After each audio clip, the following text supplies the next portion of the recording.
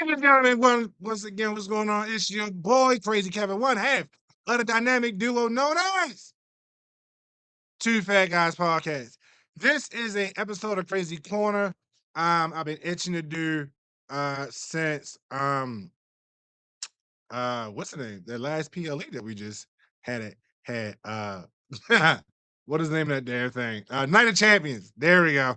Night of Champions. So I want to talk about that. And really everything that came after Night of Champions. So, first and foremost, shout out to Obafemi, shout out to Io Sky, shout out to Sami Zayn for winning your respective matches. I thought that was really awesome, especially for Io's because she immediately called out Liv Morgan after the match. I found it hilarious that Liv got cursed going right into the match. My Danhausen, and then she kept saying, I'm not cursed, I'm not cursed. And then Monday she goes, I don't know the reason why I lost because I was cursed. So either you wasn't or you are. Make up your mind, Liv. Side note, Liv Morgan character has become very, very annoying. And I think that's what they was trying to do. So if that's the case, it worked. She's very annoying now.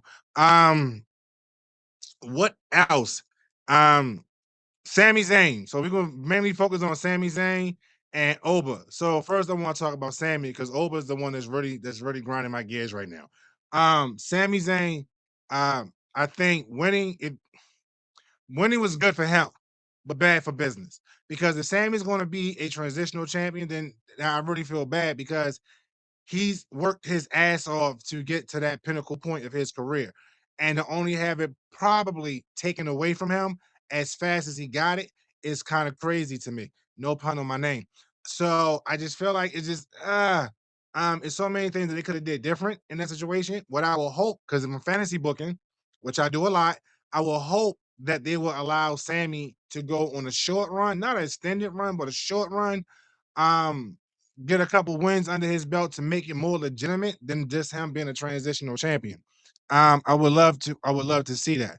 The other thing I would love to see is that if Sammy actually goes against the people he who doubted him becoming WWE undisputed champion, like Cody Rhodes, because Cody Rhodes said, "As long as I have it, you'll never get it." When Sammy dropped that word back on him on the July 3rd episode of SmackDown. So I think it's cool, but it's bad because if you gave it to him because he was in Saudi, um, to please them, I think it's crazy. And I know that's one of the arguments I've heard people say because that's been one of the biggest arguments. Oh, they gave it to him because he was in Saudi. And my rebuttal to that was he's been in Saudi before and he's lost. I think this was his first win in Saudi, if I'm correct. If I'm wrong, somebody correct me in the comments. But I know his win-loss record is not good in Saudi. So, with that being said, I feel like they gave it to him because it was in Saudi, but I'm hoping I'm wrong. I'm hoping that they go, you know what? Let's give it to him, see what he can do with it because it's long overdue. Um, but we'll see because I don't know if he's actually going to hold on to the belt going into SummerSlam because Cody Rhodes, and once again, is the number one contender for the championship, which he's supposed to defend on Monday Night Raw this coming Monday on the 6th. So I got to see how that's going to play out. Now, my biggest gear to grind right now is the Femi Brock Lesnar situation. Oh, and shout out to Seth Rollins too and Brock and Braun Breaker for burning it down in that cage match. It was a phenomenal match, man. Um, and all this loops into what I'm about to get into. Femi goes from being the ruler to the king. Awesome, phenomenal. Femi has a choice to make. Awesome, phenomenal. Femi shows up this past Raw talking about how he has a decision to make, and Brock Lesnar shows up. Now, pause. I'm not surprised Brock showed up. I am surprised that he showed up now. When Brock should have showed up was at Night of Champions. Brock should have crossed over the crown, which would have made more sense. Because now you can put Jay in the title match at SummerSlam against Sammy or Cody and go from there. But no, you had Oberwin have us thinking, yo, I'm gonna go at the Roman. He's gonna go at the Roman, but no, Brock shows up.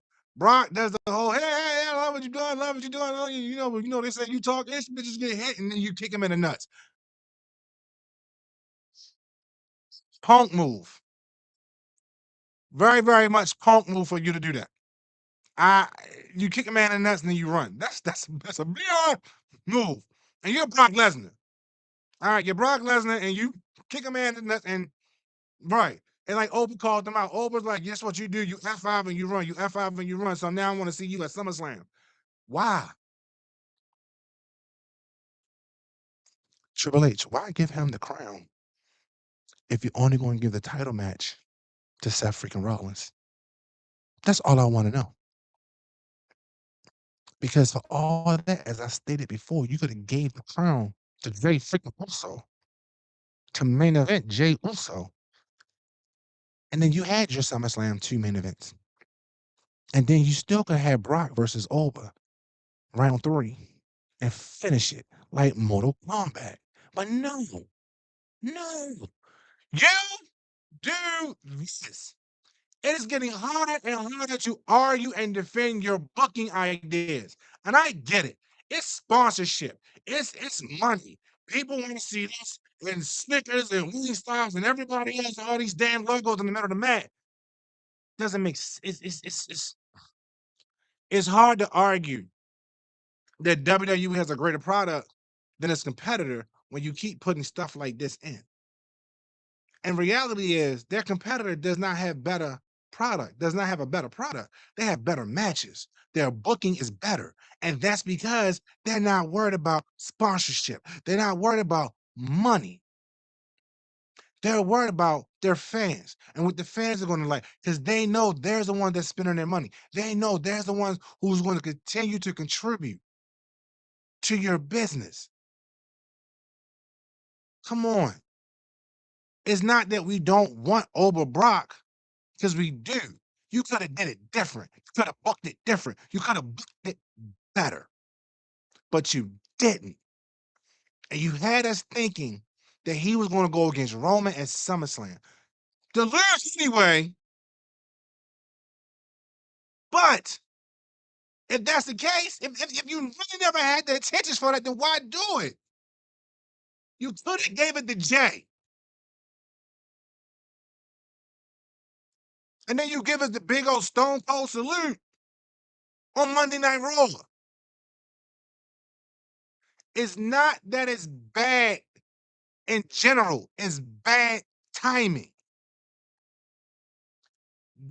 Just not give him the credit. That's all. I've been a WWE fan for as long as I can remember. I grew up watching WWE. I grew up watching World Wrestling Federation, okay? And I remember when WCW and NWA was all around. And it had it good and it had its bad. But this right here, this TKO era is horrible. Because you guys are more worried about money, money, money than your fans. And that hurts. That hurts. That hurts the fans and it hurts the people who support you. And I know it's a product and but you got diehards. You have day ones. Day ones. Oba Brock could have been a huge blockbuster without you having to take it away from Oba winning King of the Ring. Now his King of the Ring is mute.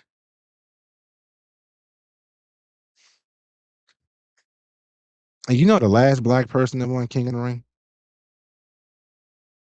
His King of the Ring run became mute too when his crown got stomped. And I'm talking about Xavier Woods.